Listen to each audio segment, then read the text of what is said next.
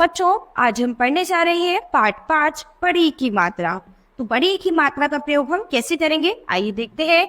लीची तो यहाँ पर ल और च के साथ बड़ी की मात्रा का प्रयोग किया है। तो बड़ी की मात्रा हम ऐसे लगाते हैं, छोटी की मात्रा हम इस तरह से लगाते थे, लेकिन बड़ी की मात्रा हम इस वाले हाथ पे लगाएंगे। ठीक है, ऐसे ही ये क्या है, चीनी। तो च और न दोनों पर बड़ी की मात्रा का प्रयोग किया गया है। दीदी तो द में, दोनों द में हमने क्या किया है, बड़ी की मात्रा का प्रयोग किया है। इसके बाद जब बकरी तो र के साथ बड़ी की मात्रा को हमने प्रयोग किया है। ये क्या है, मछली। तो ल के साथ बड़ी की मात्रा का प्रयोग हुआ है। तितली तो ल के साथ इसमें भी बड़ी की मात्रा का प्रयोग हुआ है। तो ये कुछ ऐसे शब्द हैं जिनमें हमने बड़ी की मात्रा का प्रयोग किया है। तो ब्लैक रंग से जितनी भी ये मात्राएं यहाँ पर लगी हैं अलग, तो उसकी आप पहचान कर सकती हैं। ये सब क्या आपकी बड़ी की मात्रा से बात पढ़िए। भाभी नीली साड़ी पहनकर खीर बना रही थी। दीपावली पर सभी सजावट थी। दीवार पर नई तस्वीर लगी थी। पीली कमीज सलवार पहनकर दीदी परी सी लगती थी। क्या है, ये स्काई ब्लू रंग से जितनी भी मात्राएं यहाँ पर लगी हैं, ये सब क्या है, ये बड़ी की मात्राएं हैं। ठीक है, इसके बाद गाइए।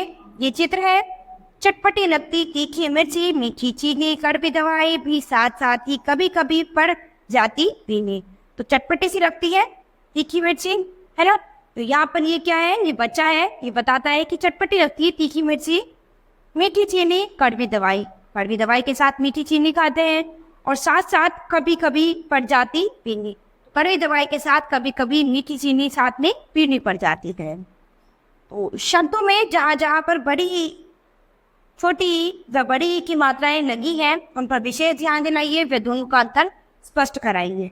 देखो बच्चों, तो यहाँ पर क्या है, जैसे ये मिर्ची है, तो माँ के साथ आपकी छोटे की मात्रा लगी है, ठीक है, और चा के साथ आपकी बड़ी की मात्रा लगी है। तो क्या है, छोटी की मात्रा हम इस तरह से यानी इधर की तरफ लगाएंगे और बड़ी की मात्रा का प्रयोग हम इस तरह से यानी इधर की तरफ करेंगे अपने दूसरे हाथ पे। ठीक है, तो क्या है, ये इधर से हम देखते हैं तो ये हमारे राइट हैंड पे और ये हमारे लेफ्ट हैंड पे आती है। तो राइट हैंड पे हमारी कौन सी हो गई, बड़ी की मात्रा, और लेफ्ट हैंड पे हमारी कौन सी हो गई, छोटी की मात्रा। ठीक है, तो इस तरह से आप ध्यान रखेंगे, ये आपकी छोटी की मात्रा है, ये बड़ी की मात्रा है। तो और भी ऐसे यहाँ पर कुछ शब्द हो सकते हैं जिनमें बड़ी की मात्रा, छोटी की मात्रा दोनों का प्रयोग हुआ होगा। ठीक है, तो आप कुछ ऐसे शब्द जैसे छोटी की मात्रा और बड़ी की मात्रा जिन शब्दों में लगती है, उन शब्दों का प्रयोग करेंगे, उनको लिखने की प्रैक्टिस करेंगे, जिससे आपको इन मात्राओं का ज्ञान हो जाए, आपको ये मात्राएं अच्छे से समझ आ जाए। तो बच्चों, ये पाठ हमारा यही खत्म होता है। अब हम अपनी नई क्लास में मिलेंगे अपने नए पाठ के साथ। धन्यवाद।